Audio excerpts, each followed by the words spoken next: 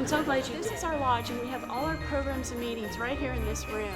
And this event helps us raise funding to support those programs. And since February, we've been procuring these items from Europe. And we start with Christmas, and we have paper goods and handmade goods and baked goods and giftware and kitchenware, delectable cheeses, yummy chocolates, gorgeous sweaters in the back room. And then you want to go downstairs, and we have a really good bookstore. Children's books, cookbooks, good bookstore. Nice. Okay. And then we have jewelry and linens, and then you'll go check out. And then you got to go meet the horses and the Lundehunds. Right. So you got a lot to do. So I hope you have fun. If you have any questions or need anything, let me know. And we're going to do the serpentine. Tusen tack. Thank you for coming. Thank you. And I hope you find some Lovely great to see Christmas you. gifts. I'll see you Thursday, hopefully. Yes, yes. I look forward to seeing you on Thursday. And how's the baby doing? Fine, he's asleep.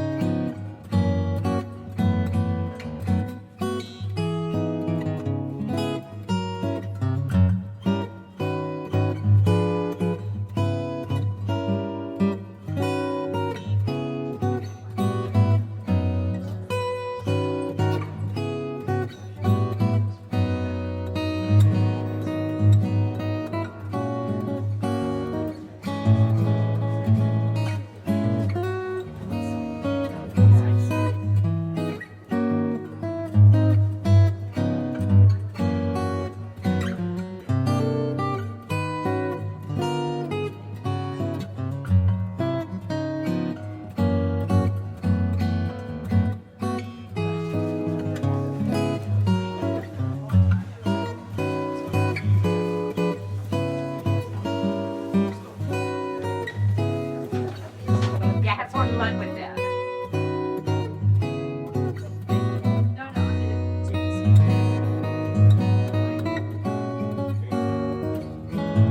Good morning. Welcome to the Norwegian Sons of Norway Festival. I am one of the artists and vendors participating. These are my artworks. I guess everything's done by hand, and all of it is thematic for Scandinavian backgrounds. That's his.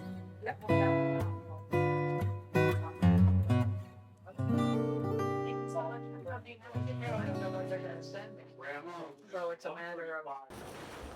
You know, most of these horses, if you're going to find them in a barn that's not just privately owned, will be therapeutic riding community. Okay, yeah. Because they It's a therapeutic, gentle nature, yeah, the gentle nature, the ability to carry weight, Yeah. and yet not be so tall. You know, you could Yeah. have a Clydesdale that can carry weight, but when you're working, you're the that's me. volunteer Yeah, on the yeah. ground and you're working over your shoulder height. Yeah. So, and yeah, and they accept everything. I mean, we came again through the kitchen today, and Could care less. Yeah. right, yesterday we came through the kitchen while the kitchen was hot, so to speak. And they're both mares, which Oh. makes them hers. So what's her name? Her name is Fia, and Fia? Fia came from Germany.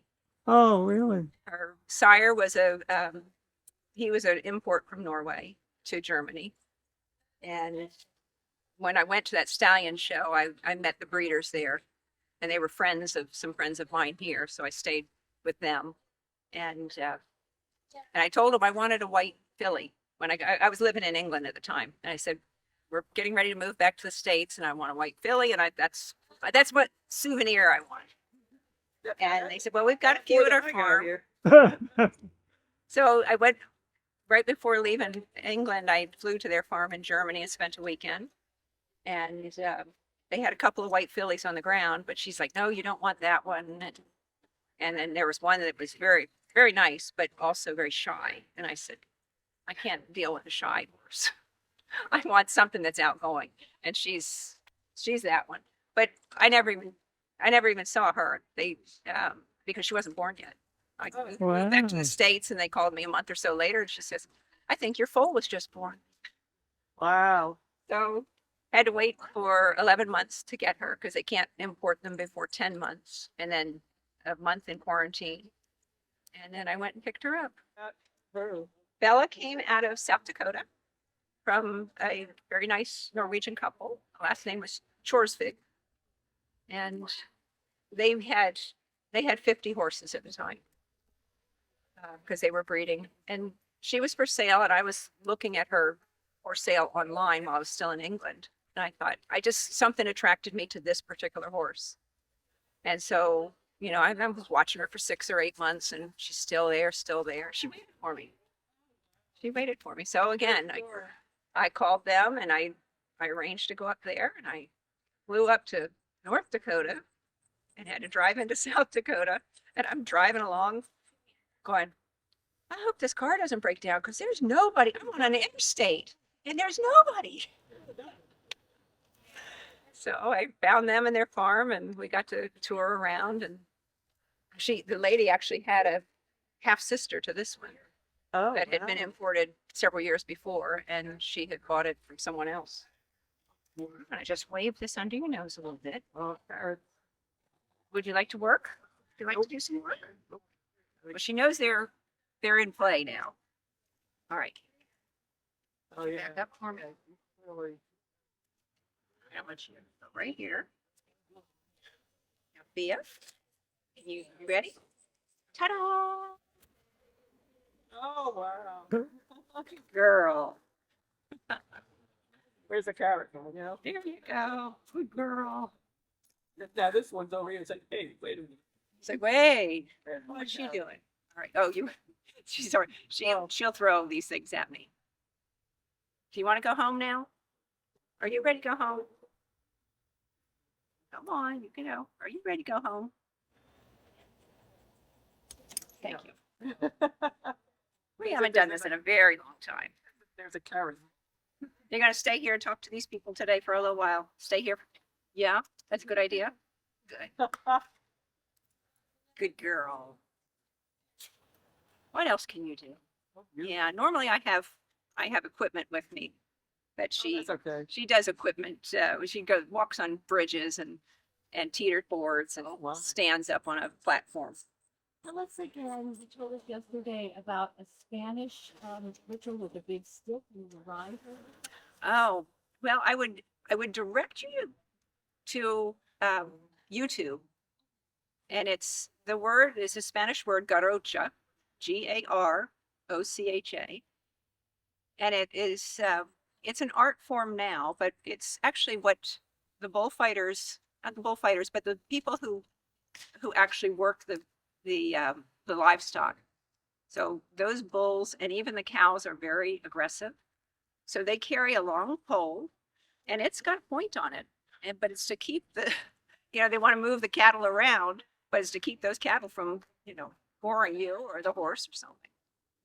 Well, like everything, much like our rodeo, roping calves was a function that you had to do, and they now make it a sport.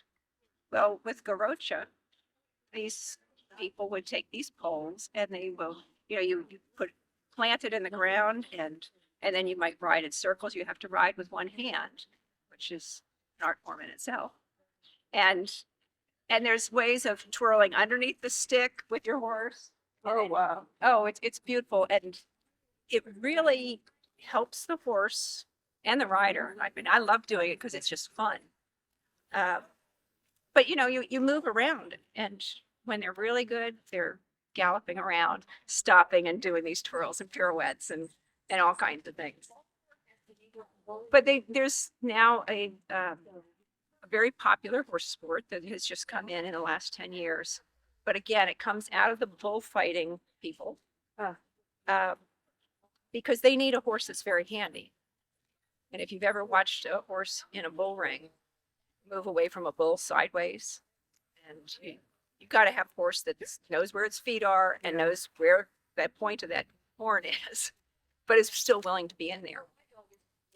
And so this new sport is called working equitation. Again, look it up on YouTube because it's beautiful, especially the top layers. We have a big working equitation route here in Northern Virginia now. And again, they're asking the horses to do obstacles in a ring. And there's one of them is picking up the Garocha pole and spearing a ring on top of a cutout of a bull. So something that they would be doing. And it's great fun to watch. Again, at the very top, it's just beautiful. But for those of us who do it at the lower levels, we see ourselves like these top people. We may not look like that, but that's what I'm doing. Imagine your full.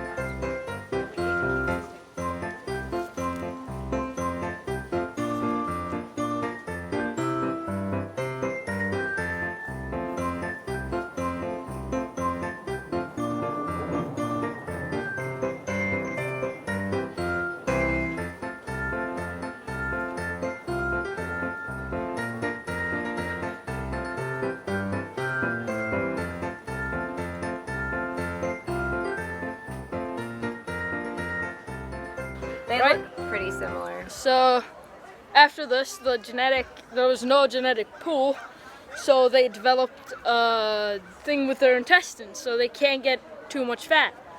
Over 18% fat, and they'll get this horrible thing. in there. Disease? Okay, so they have to be really well. So we have to cared be for. kind of careful with that. But it's not like a big problem. It doesn't impact them. Right. Just gotta monitor, I guess. Yeah. So the disability. Like that. Whoa. And now if you're backing up in a cave and you don't want to fall off the cliff, Yeah. if they can't turn around, they can turn their head 180. That means you would have to turn your head around and look past your back. We can't do that. They can. That's pretty incredible. What's fun is we call them radar ears. They can move their ears independently, and they can close them off so that if they fall in the water, they don't get water in their ears. Oh, wow. That helps them adapt. Come here, Stinky. It's like I see a toy on the ground. Yes. See the eyes Yeah. have the little whites over them? Yeah. That's a characteristic. Now this one doesn't have a full ruff. It should have a white around the complete neck, but she has a patch. Oh. And this is the only color left. Okay, he's got your toy. The toy moment. This is the only color that's currently available. The rest died out. Oh, wow. What other colors are there? There was gray, and there was black, and there was copper. And there might have been kind of a reddish one. We don't know. Because there's no photographs. Yeah. So is it just from inbreeding that they... No, what happened is during World War II, the puffins became endangered. Yeah. So the Norwegian government says you cannot hunt puffins. This is their only prey. Second thing that happened is during World War II, veterinary medicine wasn't available, Yeah. and the Germans brought distemper. And it killed off all of the dogs except for a small population on a super remote island on the Arctic Circle. And now with these The trouble is they only had 6, and there were 6 related dogs, and they found another 6. So all the dogs are related Oh, wow. very closely. Yeah. So they have something called the Lundehund syndrome. What's that? Have you heard of celiacs, where people cannot digest gluten? Yes. It's almost identical to that. The difference is that there's an enzyme that turns on and off. When the enzyme is turned on and off, it can keep them from absorbing food. Oh, wow. So it can be fatal. Yeah. In extreme cases, you can lose them within 3 days. Or it could be intermittent, Yeah. or it can be chronic. And they have found that that maintaining almost a no-fat diet, Yeah. they can control it with diet and exercise. But every Lundehund has the genetic defect. Oh, that's fascinating. Arizona State University is studying them Oh, really? in a hopes to unlock the mystery of celiacs and other digestive diseases. Oh, they're going to help people. And originally they came over. Norway did not let them come to the United States until the 80s, and they let just 1 or 2 strains come over. And under ARBA, which is American Rare Breed, Yeah. you could not breed them except for 6 generations difference. Because Americans bred them for health. Yeah. Unfortunately, a splinter group formed about 20 years ago, and they wanted to make money. Oh. So they went AKC, which do not breed for health. Yeah. They breed for conformation. Yeah. And so there's kind of 2 groups, the anti-AKC group Yeah. and the AKC group. There are 2 dogs in this area that are at an AKC event, and it's their 4th event, and they've won every event they've entered so far in agility. Wow. You know, where you do the poles and the tunnels and the teeter-totters. So if you check AKC television, you can see the dogs performing. They gave us a link on if you want to watch them. Yeah. They're fun dogs. Oh, yeah. Most of these dogs are not trainable. Some dogs are national athletes and they want to do things. My dog's a couch potato. Yeah. And she's perfectly happy to hang out at home on the sofa. Balder is 110%. If he were a human, he'd be skydiving and bungee cord jumping and climbing Mount Everest. I mean, I've never seen a dog that fearless and that sporty. I mean, he's over the top. Yeah. I mean, 110%. No, it's not trouble. He's just, hold my beer, I'm going to do it. Yeah. That's not a troublemaker. That's just a person who likes to explore life. But most of them are pretty, some are very shy, the ones that are more feral. And there's some that are more cuddlebugs. They were never domesticated. They did not want them domesticated and taking away their intelligence or their ability to problem solve on how to get up the cliff. Yeah. This is the normal size. They do come in slightly smaller size. And the Americans have a slightly larger size, but they're kind of frowned upon because they are supersized. Yeah. They try not to breed them much because they're just extra big girls and boys.